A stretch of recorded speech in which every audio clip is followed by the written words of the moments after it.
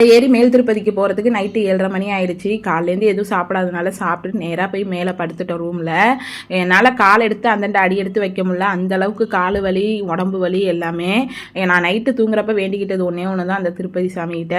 நான் காலையில் எழுந்திருக்கிறப்ப எனக்கு எந்த கால் வலி உடம்பு வலின்னு எதுவுமே இருக்கக்கூடாது, நான் ஃப்ரீயாக உன்னை வந்து திருப்தியாக சாமி பார்க்கணுன்னா. அதே மாதிரி காலையில் எழுந்திரிச்சேன், எனக்கு எந்த வலியுமே இல்லை, அவ்வளோ ஃப்ரீயாக ஆகிட்டேன். இல்லை 2:30 மணிக்கெல்லாம் வளாரம் வச்சு எழுந்திரிச்சு மொட்டை அடிச்சுக்கிட்டு பூமுடி எடுத்துக்கிட்டு எல்லோரும் வந்து குளிச்சுட்டு 5 மணிக்கெல்லாம் கிளம்பிட்டோம். ஏன்னா 6:30 மணிக்கெல்லாம் ஃப்ரீ தரிசனத்துக்கு உள்ளே போகணும் அப்படின்னு சொல்லியிருந்தாங்க. என் லைஃப்பில் இந்த மாதிரி நான் இவ்வளோ நேரம் வெயிட் பண்ணி சாமி பார்த்ததே இல்லை. ஃப்ரீ தரிசனத்தில் கிட்டத்தட்ட 17 மணி நேரம் ஆயிடுச்சு.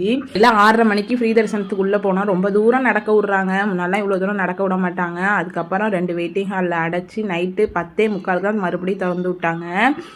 6:30 மணிக்கு உள்ளே போனேன். நாங்கள் கரெக்டாக 11:45 தான் சாமி தரிசனம் பண்ணோம். எப்பயுமே நாங்கள் சனிக்கிழமை தான் சாமி தரிசனம் பண்ணணும்னு பிளான் பண்ணி போவோம். நாங்கள் அன்றைக்கி வந்து ஹோப்பே இல்லை சனிக்கிழமை கண்டிப்பாக பார்ப்போம் 12 மணிக்குள்ளேன்னு. ஆனால் 10 மணி வரைக்கும் எதுவுமே ஓப்பன் பண்ணலை. நைட்டு 10:30க்கு மேலே வந்து ஓப்பன் பண்ணி எல்லாம் ஓடுங்க இன்னும் ஒரு அரை மணி நேரத்தில் உங்களுக்கு சாமி தரிசனம் அப்படின்னு சொன்னாங்க.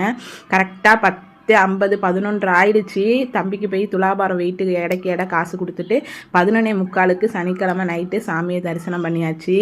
17 மணி நேரம் பாடுபட்டு கஷ்டப்பட்டு பசியும் பட்டினியுமா வந்து அந்த 5 செகண்ட் கம்பீரமாக நிற்கிற அந்த ஏழுமலையானை பார்க்குறப்ப இவ்வளோ நேரம் நம்ம கஷ்டப்பட்டது ஒன்றும் பெரிய விஷயமே இல்லை. இந்த சாமியை பார்க்குறதுக்கு எவ்வளோ மணி நேரம் வேணாலும் நிற்கலாம்.